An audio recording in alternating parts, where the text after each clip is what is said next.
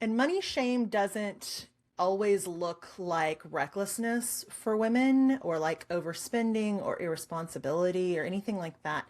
It actually often looks like shrinking. Welcome to the Glow Up Revolution podcast, a podcast for overgivers, overachievers, and the strong ones in the room. We discuss everything from neuroscience-based burnout prevention to magic spells we can cast for upcoming job opportunities and everything in between. Welcome. Sit back, relax, and enjoy. Hey there. Welcome back to the Glow Up Revolution podcast. I'm your host, Megan Winkler.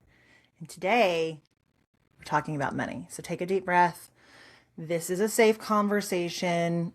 I am 100% going to do my best not to trigger anything here, but we are talking about money. So if you need to pause this and come back to it, it's totally cool. No shame, no judgment, and please have so much self-compassion when you listen to this episode, because money is a tricky thing.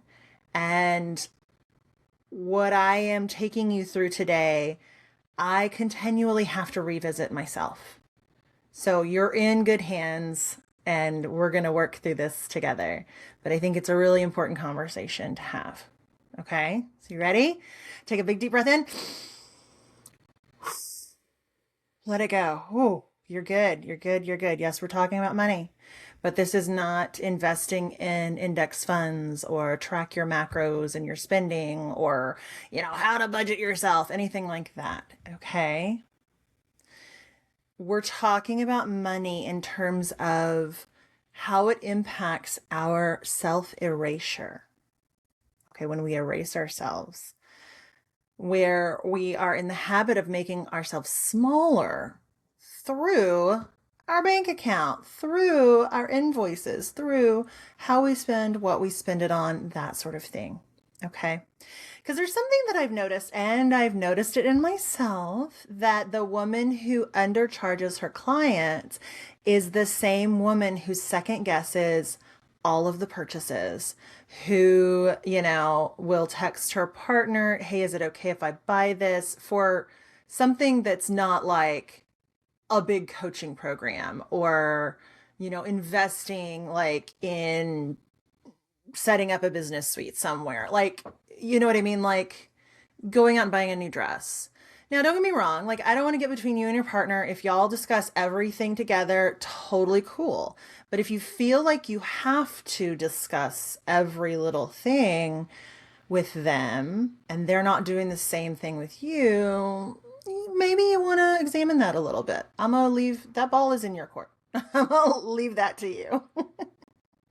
I do, however, recognize that there are some commonalities between women who don't charge enough and women who feel guilty about spending or feel guilty about like where their money is going, right? Or like will do the classic mom thing of they'll buy anything and everything for their kids, but like when it comes to replacing your completely stressed out, yeah, stretched out and stressed out underwear when the elastic is completely just gone, it's like, it's fine. I can get a few more wears out of this.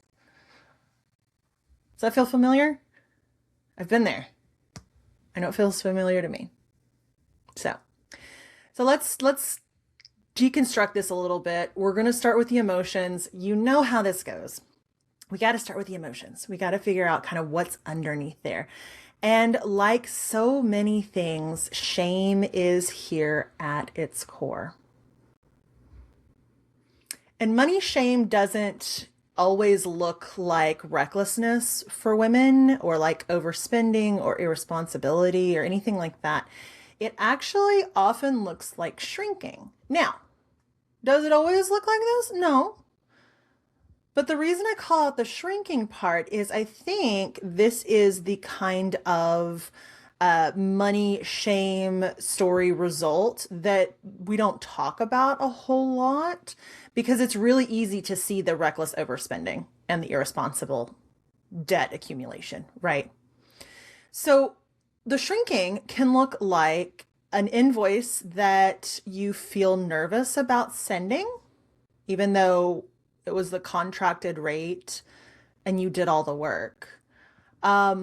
It's the invoices or the offer that you discount, even at the last minute, for reasons that you can't really explain.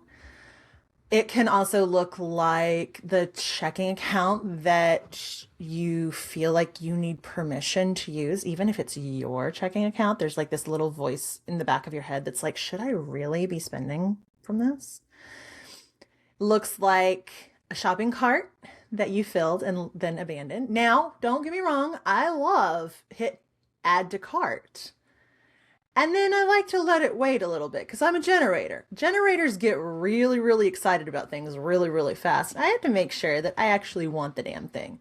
So my rule is if I put it in the cart, then I go back the next day and I still want it, then I'll click buy.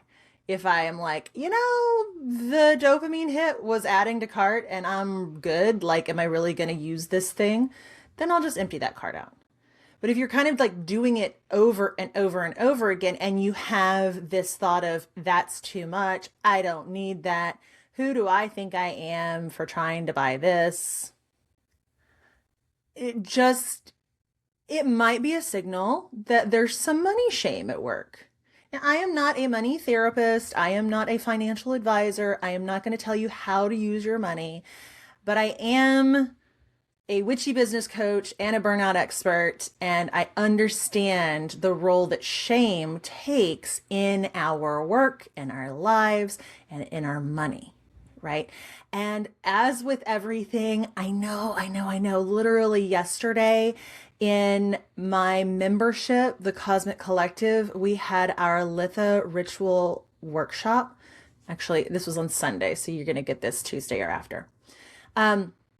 And it was great. And we definitely pulled up stories from our past, from our childhood. And guess what? Our money stories started in our childhood. And it's not necessarily because our parents sat us down and like had these big money conversations with us. Although that does happen. It happened to me, right? Like my dad would lose a job and like my parents would sit us down and let us know that we would have to cut back on things. Okay, that's cool. I appreciated the openness. And like as an adult, I can see why they wanted to have that conversation with us. But I was 10 and I didn't really understand it in the way I would have understood at like 16, for instance. Right.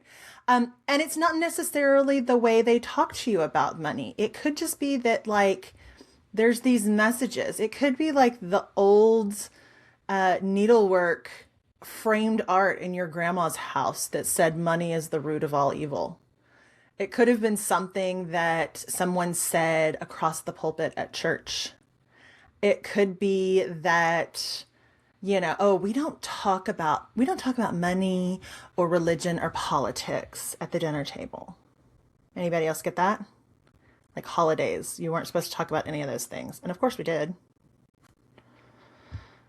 But you grew up and built your own financial identity, your own relationship with money around that weird shame that rubbed off on you from your parents, your grandparents, the adults in your life. And if you're like me, you might have also grown up with the idea that like the husband is supposed to be the breadwinner and the wife is supposed to be the homemaker. And that any job the wife has is just to kind of like cover things like groceries and pretty little knickknacks and, clothes for herself when she wants to indulge. Those were the messages I got. So what happens sometimes is we then become women who underbid ourselves. We don't negotiate. One of the things that I find fascinating that when I was doing a lot of my research and my work during my MBA was that women, by and large, don't negotiate for salary. They will take, and we will take, what is advertised, what is presented in the interview, whereas men are more willing to negotiate. And so they get a higher salary. Now, there is still a wage disparity in the workplace. Do not get me wrong. And people gladly underpay women. Companies gladly underpay women. And also, part of the problem is that we also tend to underbid or not negotiate for ourselves. So I am not blaming women for the pay disparity at all. I am saying that you might get like a little more if you negotiate a little more.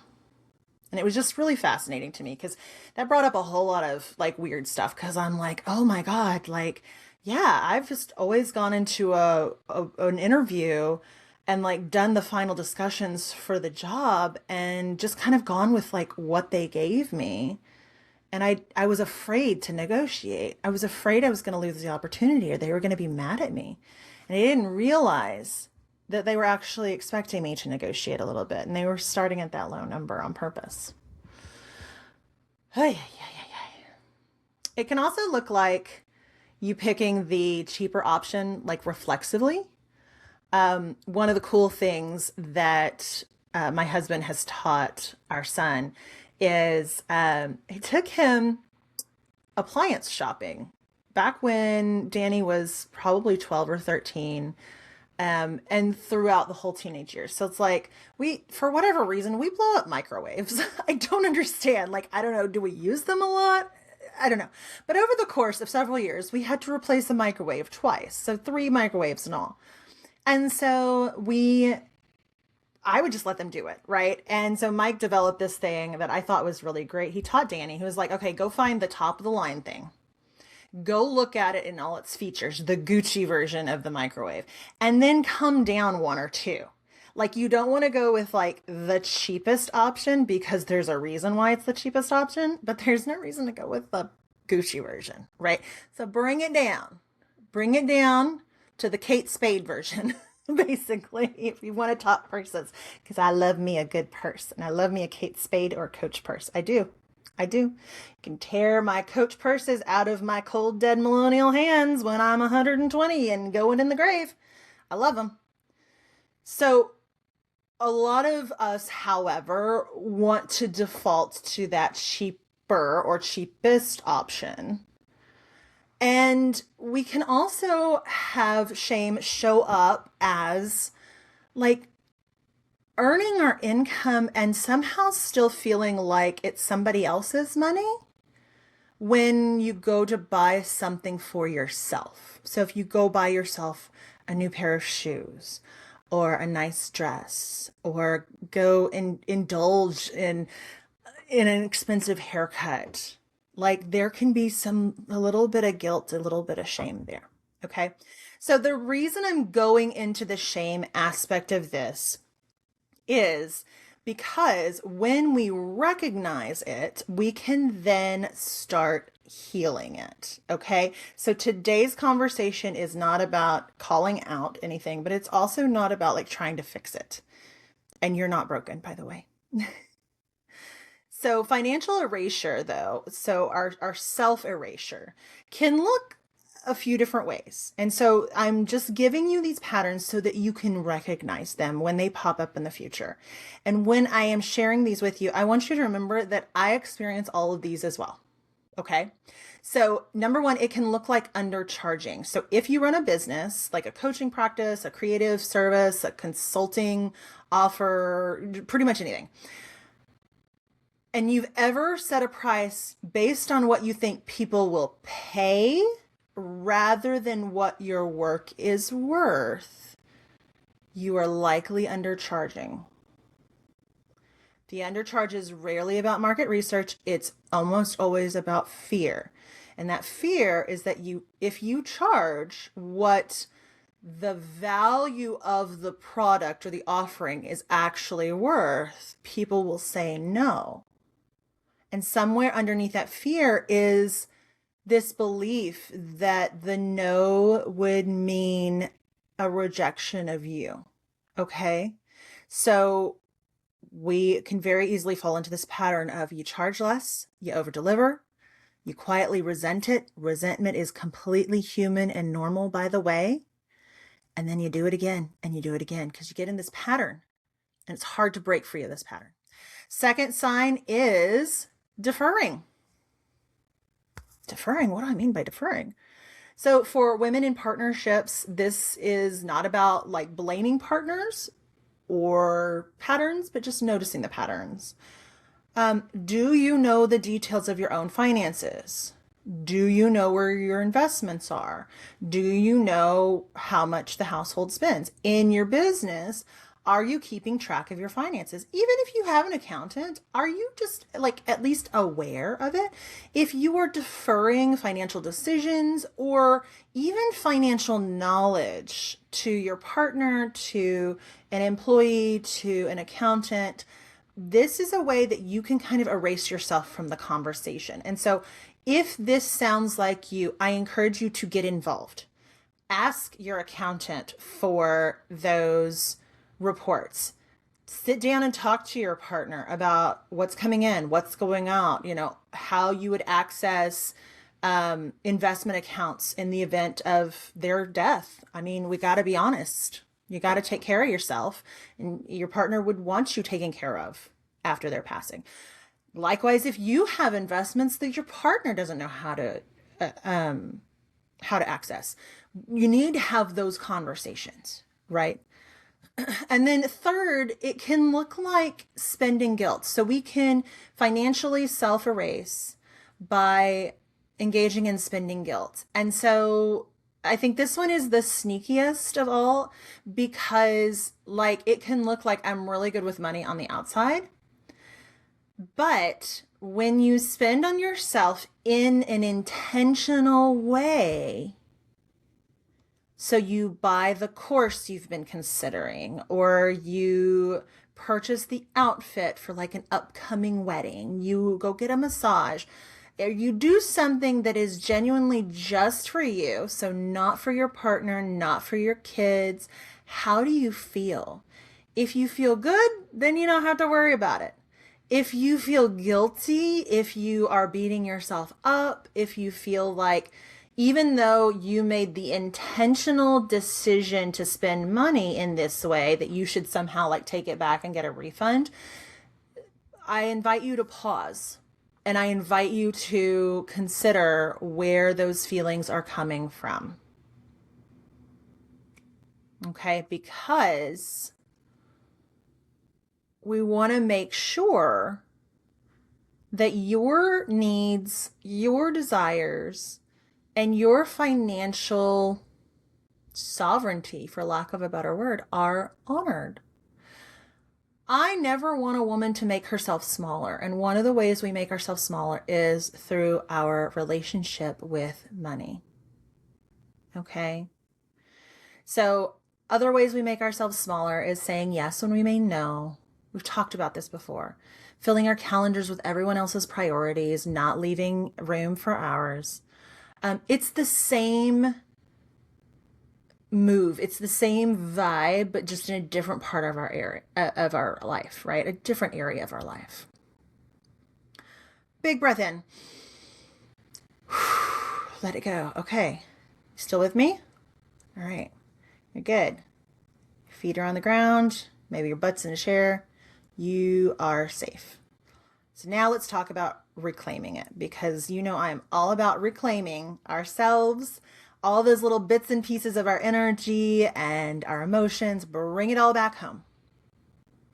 This is what reclaiming your financial self actually looks like. So we've named the shames, we've named the patterns, and now we're going to reclaim it. This is not a 5-step financial plan. I have an amazing colleague that I can direct you to should you need help in any of these areas. She is amazing. She is absolutely kindness and compassion personified. We're not having a financial conversation about this is how you get your money thing in order, right? We're reclaiming our relationship with money, and the how-to is for somebody else that's an expert in this. But this is what I've done, right? So the first move is to notice. It is always, always, always, I would say 99% of the time, the first move in healing your relationship with anything is to notice. Is just to pay attention. Okay. So the next time you're about to underprice, or the next time you're about to over-explain your rate or defend your rate or abandon the cart when it's an intentional buy, pause. This pause isn't necessarily to stop yourself. It is actually just to notice. So noticing what story is running underneath. What is the undercurrent story? Is it, I'm not worth this? I'm afraid they'll say no. People like me don't charge this. I'll lose them if I ask for what I want. These are all pretty orange flags. I wouldn't say they're all the way to red, but they're almost there. So you need to name the story. That's my suggestion. Say it out loud if you can. If you're in a place where you can actually speak to yourself, there's power in hearing your own voice with your own ears. Speak it aloud, because a named story starts to lose some of its power, okay? Because you're noticing it now. You're not ignoring it. The second move is to become financially present. So if you've been deferring to a partner, or if you've just like been putting off your finances, like you just kind of like, when money comes in, you spend it and you're not really like taking stock of where the money's going, why it's going these places, where you could cut back, where you could expand. I invite you to get more involved in your finances, whether that's your finances for your business, for work, for your home accounts, whatever it is. Okay? Because you cannot reclaim your power in any area of your life if you're just turning away from it. You're turning a blind eye to it. Okay? The third move is practicing an uncomfortable yes. So we talk a whole lot about saying no when we mean no, not saying yes when we mean no. How about an uncomfortable yes as a new exercise? So if you have spending guilt, again, we're talking about intentional spending, clear-headed spending, not like on a spending binge where you're just, going crazy. But if you have guilt around intentional spending, I encourage you, the next time you go to make a purchase for yourself that is unapologetically for you, see if you could find joy or rest or pleasure in it. And if and when the guilt comes up, I invite you to notice it. And as long as that thing is in your budget, I think you should buy it anyway. In your budget. The guilt isn't wrong. It's there because it's the pattern that has been there for a long time. And it's larger than just the emotion, okay? Buying something for yourself, taking care of yourself, and seriously, it's even something as simple as buying yourself a new bra. Because the elastic is shot in the shoulders and the cups are all like stretched out, so the ladies are just like, blah, in it. Like, buy yourself a bra with no guilt. Buy yourself new underwear or jeans that fit without guilt. Like, you can be super practical in this thing. You don't have to be frivolous. And when it comes up, I encourage you to remind yourself that your joy, your comfort, your appearance, it matters because it matters. It matters to you. You are worthy of feeling your best, of looking your best, of being comfortable in your clothing, of enjoying your haircut, of, taking care of yourself. There is so much magic in self-care in this way. And sometimes, yes, self-care means replacing the stretched out underwear. And that means spending a little bit of money. It's not like, hopefully you're not spending $100 a pair. If you are, don't shop there. Like Walmart. It's like what, packages of 10 or whatever. So, make some intentional choices for yourself, and also just recognize if any guilt or shame comes up and notice it. Okay. Because again, as we reclaim our financial selves, as we reclaim our relationship with money, it's not about just spending willy-nilly, or charging arbitrarily or like trying to like embody that whole I'm a millionaire, so I've got to have that millionaire mindset, like form of manifestation that I know some people will talk about. Um, I've never really understood when coaches are like, yeah, you've got to embody the essence of a millionaire CEO if you want to be a millionaire CEO. Because to me, that sounds like, okay, then I need to spend money like a millionaire CEO, and I'm not financially there yet. So that's not what we're talking about here. We're just noticing what happens in your mind and even in your body where any tightness shows up when it comes to finances.